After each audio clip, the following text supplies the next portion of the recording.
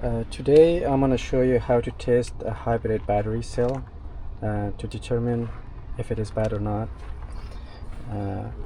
I got this tool from Harbor Freight for 40 bucks. This is a very good device that can test our battery. Looks something like this.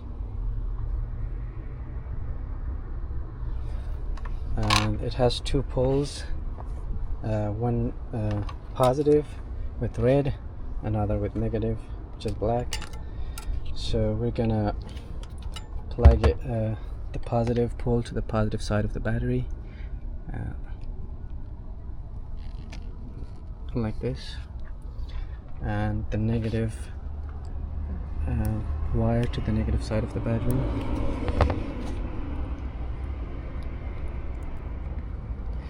Alright, the device is gonna turn on. Let me see if I can focus.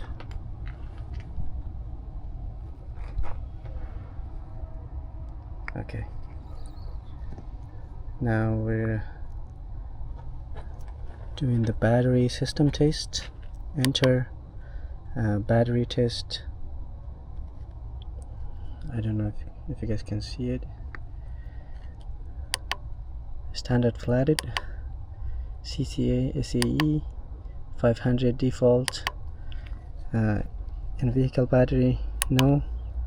Enter. It says testing. Okay, now you can see that state of health is 100%, state of charge 0%, measure CCA, which is the crank power, we don't care about that. Battery volt is 10.5, which is normal range. Internal resistance, this is the most important.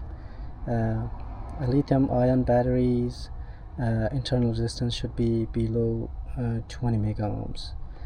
This one is way below that, 5.4, which is very normal. Even if it's more than 10, I would say the battery is going bad and it needs to be replaced. But in our case, this is all good. Thank you so much, and please like and subscribe our channel, support us.